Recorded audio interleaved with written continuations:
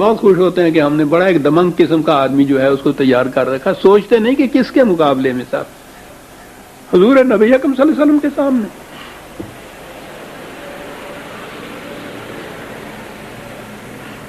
کہ جی انہوں نے بڑا اعتراض کیا کہ یہ تو بالکل دب کر صلح کرنے کی بات ہے، ہم جانے دے دیں گے، ہم یہ شرائط نہیں مانیں گے. حتیٰ کہ یہ بھی بات تھی کہ وہ یہ بھی لکھا ہے کہ آپ نے یہ فرمایا کہ بسم اللہ الرحمن الرحیم شروع کرو، تو اس نے کہا کہ ہم یہ تو مسلمانوں کا ہے ٹکڑا جو بسم اللہ الرحمن، ہم تو بسم اللہ اللہم کہتے ہیں، رحمان اور رحیم کو ہم نہیں مانتے. آپ نے کہا بہت اچھا یہی لکھ دو. پھر لکھا گیا کہ یہ عہد نامہ ہے محمد الرسول اللہ کا قریش کے فلاں کے ساتھ. انہوں نے کہا کہ ہم آپ کو اگر رسول مانتے تو یہ جھگڑا ہی کیوں ہوتا، ہم یہ بھی نہیں لکھنے دیں گے. کہا کہ اچھا جی یہ بھی نہ لکھیے. اور پھر آگے وہ شرائط جو میں نے ابھی عرض کی ہیں، تو اس پہ وہاں یہ لکھا ہوا ہے کہ اس پہ صحابہ عام طور پہ اور خاص طور پہ حضرت عمر بھی، آپ نے تو نبی اکرم صلی اللہ علیہ وسلم سے یہ کہہ دیا کہ کیا آپ خدا کے سچے رسول نہیں ہیں؟ کہنے لگے رسول ہوں سچا. کہنے لگے پھر آپ آئے تھے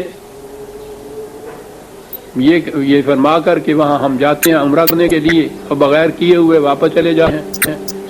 تو اس میں لکھا کہ آپ نے فرمایا کہ میں نے یہ تو نہیں کہا تھا کہ اسی سال ہم عمرہ کر لیں گے.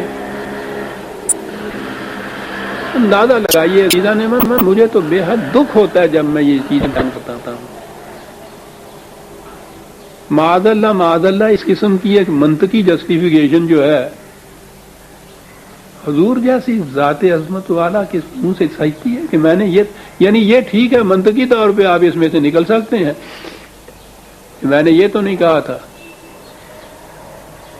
کہ اسی سال کر لیں گے. اگر کوئی پوچھ بیٹھے کہ صاحب اگر یہ بات نہیں تھی یقینی طور پہ تو اس سال پھر آپ نکلے کیوں عمرہ کرنے کے لیے؟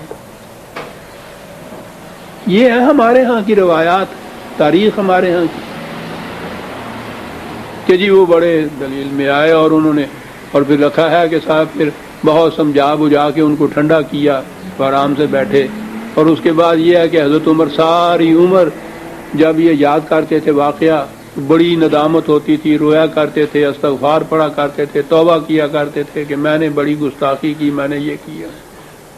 کیا کیا باتیں لکھی ہوئی ہیں. اس کے علاوہ میں آپ کو بتاتا ہوں کہ یہ جو چیز کہی جاتی ہے نا، میں ہمیشہ کہتا ہوں کہ ہماری یہ تاریخ، ہماری روایات قابل اعتماد ہے ہی نہیں. بخاری شریف کی کتاب میں کتاب الصلح جو ہے وہ اس کے چیپٹر ہیں مختلف.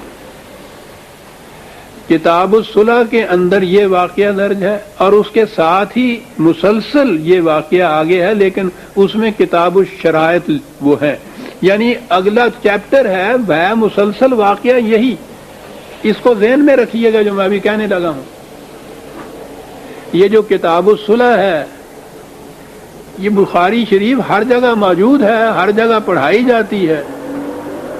کتاب الصلح میں یہ واقعہ جو درج ہے اس میں یہ لکھا ہوا ہے کہ معاہدہ اس پہ ہوا تھا کہ رسول اللہ صلی اللہ علیہ وسلم اور صحابہ اسی سال اسی وقت معاہدے کے بعد آئیں گے مکے میں اور آج معاہدہ کر لیں گے، عمرہ کر لیں گے. اور پھر اس معاہدے کے بعد آپ اور صحابہ مکے میں تشریف لے گئے، عمرہ کیا، 3 دن مکے میں رہے. اور تیسرے دن قریش نے یہ کہا کہ بھائی وہ وقت ہو گیا آپ کا معاہدے کی روح سے پورا، واپس چلے جائیے. اور تیسرے دن آپ واپس آئے، یعنی اسی معاہدے کے لیے اسی سال اسی وقت وہیں سے عمرہ کر کے گئے. جس سے یہ تاثر تو دے دیا کہ وہ دب کے صلح نہیں ہوئی تھی، بلکہ یہ جو عمرہ کرنے کا مقصد تھا وہ تو حاصل ہو گیا تھا. اور پھر یہ چیز کہ رسول اللہ نے جو آپ آئے تھے عمرہ کرنے کے لیے اور آپ نے کہا تھا میں نے خواب میں دیکھا ہے، تو وہ جواب بھی صحیح نہیں ہے. عمرہ تو کیا تھا آپ نے. یہ کتاب الصلح میں بخاری شریف میں لکھا ہوا ہے. اور اگلی سطر میں جب شروع ہوتا ہے تو وہ صرف ہیڈنگ چیپٹر کا کتاب الشروط ہے، واقعہ آگے چلتا ہے اور اس میں لکھا ہوا ہے کہ انہوں نے عمرہ نہیں کرنے دیا. آپ نے معاہدے میں لکھ دیا کہ اس سال نہیں، اس میں لکھا ہوا تھا کہ اگلے سال ہم آئیں گے تو پھر ایسا کریں گے. اور بغیر عمرہ کیے ہوئے آپ واپس آ گئے۔ اسی کتاب میں اسی ورق پر 2 سطریں آگے درمیان میں صرف وہ کتاب الشرائط لکھ کے اور آگے یہ تفصیل دی ہوئی ہے، اور اس تفصیل میں یہ حضرت عمر کا یہ جو بارہ فروختہ ہونا یا اس کے ناراض ہونا، یہ سارا صلح نامہ لکھا جانا، اس میں یہ لکھا گیا صلح نامے کے اندر کہ اس سال واپس چلے جائیں گے ہم بغیر عمرہ کیے ہوئے، اور اگلے سال پھر آئیں گے اور یہاں آ کے پھر 3 دن کے لیے مکے میں رہیں گے۔ یہ سارا معاہدہ لکھا ہوا ہے اس بخاری کے باب الشرائط میں۔ اور وہ جو ابھی میں نے عرض کیا ہے باب الصلح کا آخری جو ہے وہ واقعہ وہ یہی ہے، اور اس میں یہ لکھا ہوا ہے کہ یہ اسی معاہدے میں یہ تھا کہ اسی سال ابھی آپ 3 دن کے لیے مکے آ کے عمرہ کر لیجئے۔ آپ نے عمرہ کیا، 3 دن کے بعد انہوں نے کہا کہ معاہدے کے مطابق وقت ہو گیا ہے، تو پھر آپ 3 دن کے بعد واپس تشریف لائے۔ یہ دونوں چیزیں ایک ہی جگہ ایک ہی کتاب میں ایک ہی ورق میں لکھی ہوئی ہیں۔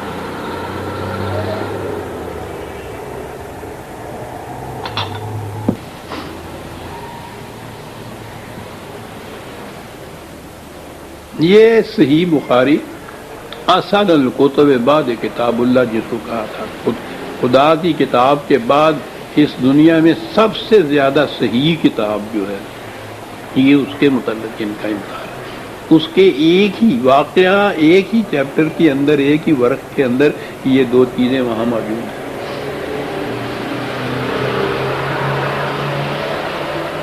اب یہ چیز اس تاریخ پہ مدار رکھ کر آپ سوچ لیجئے کہ کس نتیجے پہ آدمی پہنچتا ہے۔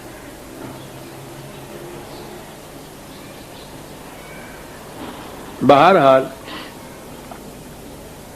یہ سارا جو کچھ میں نے عرض کیا ہے یہ تاریخ میں ہے، تاریخ کے معنی یہ حدیث کی کتابوں میں بھی ہے، یہ اس کا پس منظر ہے جو میں نے ابھی عرض کیا۔ حدیبیہ میں معاہدہ بہرحال کوئی ہوا ہے، ٹھیک ہے۔ بیعت رضوان بھی اس آیت اسی صورت میں آتی ہے۔ نظر آتا ہے کہ وقت معاملہ بڑا نازک ہو گیا تھا، لیکن جنگ کا ذکر نہیں ہے اس میں، اس لیے نظر آتا ہے کہ یہ بیعت تک تو یہ بات تھی، لیکن جنگ کی نوبت نہیں آئی تھی قریش سے۔ معاہدہ کوئی ہوا ہے۔ معاہدے میں اگر یہ بھی بات ہے جو میں نے ابھی عرض کیا ہے کہ مکے کے قریش اگر مدینے چلے جائیں گے تو ان کو زبردستی وہاں سے نکالا نہیں جائے گا، اور اگر مسلمان مکے میں آ جائیں گے تو ان کو ہم روک رکھیں گے، یہ ہم ان کو واپس نہیں جانے دیں گے۔ ظاہر یہ بھی شرائط ایسی ہیں جو نظر آتی ہیں کہ بڑی کمزور پارٹی کی طرف دب کر صلح کی گئی جو ہے اس میں ہی یہ چیزیں کچھ آتی ہیں۔ لیکن اس کے باوجود میں نے دیکھا یہ ہے کہ یہ غیر مسلم مورخین بھی جو ہیں وہ بھی یہ کہتے ہیں کہ یہ شرائط بھی اگر صحیح ہیں تو اس میں بھی بالادستی نبی اکرم صلی اللہ علیہ وسلم کی یا مسلمانوں کی بالادستی ہے۔ اس سارے 6 سال کے عرصے میں ہجرت کے بعد کیفیت یہ تھی کہ کٹ آف ہو گئی تھی دونوں آبادیاں، ایک دوسرے کے ساتھ تعلقات ہی باقی نہیں رہے تھے۔ نہ مکے والوں کو معلوم تھا کہ مدینے میں مملکت قائم ہوئی ہے تو وہاں کیا نتائج برآمد ہوئے ہیں، نہ مدینے والوں کو یہ معلوم تھا کہ مکے کے اندر جو رہ رہے ہیں ان کی کیفیت کس قسم کی ہے۔ وہاں کے مکے کے رہنے والے غیر مسلم مدینے نہیں آ سکتے تھے دیکھنے کے لیے، تو انہوں نے لکھا ہے، غیر مسلموں نے یہ لکھا ہے کہ اس سے ہوا یہ، کیا بات ہے اس شہادت کی کہ مکے کے قریش غیر مسلم جب مدینے گئے تو انہوں نے جا کے جو نقشہ دیکھا وہاں کے نظام کا تو انہوں نے تو کہا کہ ہم واپس جائیں گے ہی نہیں مکے میں۔ اس کے مقابلے میں یہاں کی فضا، یہاں کا معاشرہ جو تھا، یہاں کا نظام اس قدر انسانیت ساز اور خوشگوار تھا کہ وہ وہاں سے جو ادھر آئے ہیں ان کو اجازت تھی واپس جانے کی، ان پہ رکاوٹ نہیں تھی۔ تو وہ دونوں معاشرتوں میں، دونوں فضاؤں میں جب تقابل کرتے تھے تو وہ خود واپس نہیں جانا چاہتے تھے، وہ یہیں رہ جانا چاہتے تھے۔ اب رہا یہ جو یہاں سے مسلمان مکے گئے ان کو انہوں نے واپس مدینے نہ آنے دیا، تو یہ لوگ شرط یہی تھی کہ مدینے واپس نہیں جائیں گے، تو انہوں نے مکے سے نکل کے باہر مکے سے قریب ہی ایک جگہ ایک سینٹر بنا لیا اپنا۔ تو آپ دیکھیے کہ یہ مسلمان مدینے سے ادھر آئے ہوئے مکے والوں سے ناراض ہو کے مکے کے قریب ہی ایک سینٹر بنا لے ہیں، وہاں انہوں نے ایک مرکز بنا لیا مکے کی مخالفت کا۔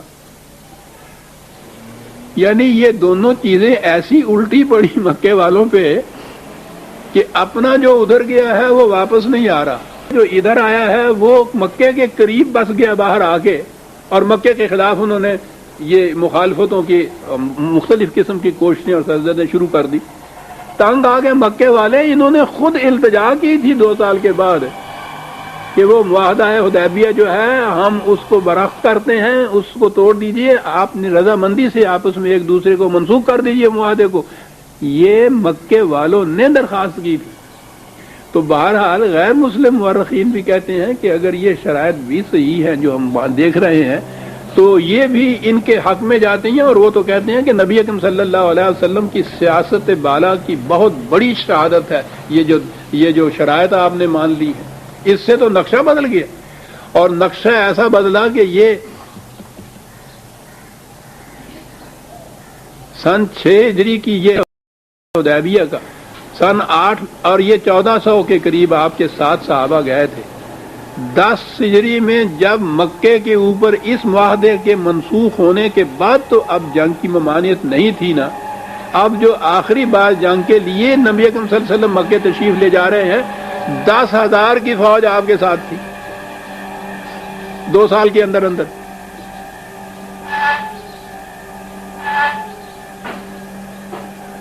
اور مکے والوں کی کیفیت یہ ہو چکی تھی کہ آپ گئی ہیں تو انہوں نے پہلے ہی سرنڈر کر دیا، جنگ کی نوبت ہی نہیں آنے دی، انہوں نے شکست مان لی۔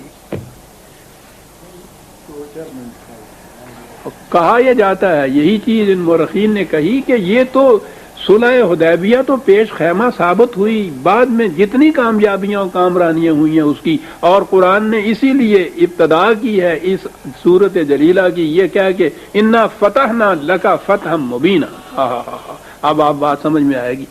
فتح کے معنی کانکویسٹ ہی نہیں ہوتی، جس کو ہم تو یہی کہتے ہیں نا، یہ فتح ہو جاتی ہے کسی کی۔ عربی زبان میں فتح کے معنی ہوتے ہیں کامیابیوں کے دروازے کھول دینا۔ آیت کے الفاظ آپ سمجھ میں آئیں گے کہ کیا کہا گیا قرآن، کہ یہ جو کچھ ہوا ہے حدیبیہ کے مقام کے اوپر، اس نے تو تمہارے لیے نہایت واضح کامیابیوں اور کامرانیوں کے دروازے کھول دیے ہیں۔ تم دیکھو تو صحیح کہ کس طرح سے ہجوم کر کے یہ فتوحات جسے آپ کہتے ہیں، فتح اور کامرانیاں اور کامیابیاں، یعنی معنی اس کے یہ ہیں کہ اس کے لیے یہ طائر پیش رفت ثابت ہوگی، اس سے پیش رفت ہوگی تمہاری، یہ تمہاری کامیابیوں کے لیے دروازے کھول دیے ہیں اس صلح حدیبیہ نے، جہاں سے جو ہوا ہے۔ انا فتحنا لکا، تمہارے لیے ہم نے کھول دیے ہیں کامیابیوں کے دروازے، مبین، واضح طور پر، جس میں شک و شبہ ہی نہیں رہے گا۔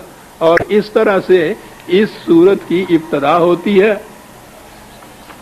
اور آگے پھر یہ سارے واقعات آتے ہیں۔ آپ نے فرمایا کہ وقت ہمارا پورا ہو گیا ہے، وہ ٹیپ پورا ہوتا ہے 1 سال میں، تو آج اس پس منظر کے ساتھ ہی ہم ختم کرتے ہیں اس کو، تو باقی اس کے بعد یہ صورت جو ہے ہم آئندہ باب میں لیں گے۔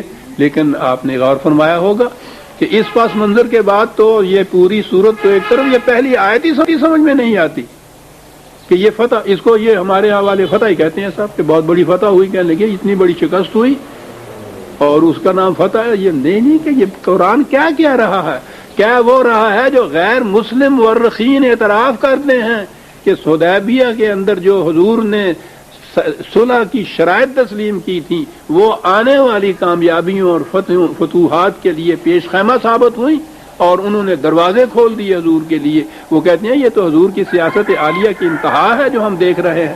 انا فتحنا لک فتحا مبینا، یہ ہے عزیزان ایمان اس کا اعتراف جو غیر مسلم بھی کر رہے ہیں۔ تو پہلی آیت میں ہم آئے، اس پس منظر کو ذہن میں رکھیے اور پھر آگے ہم چلیں گے، تو پھر اب سمجھنا آسان ہو جائے گا۔ ربنا تقبل منا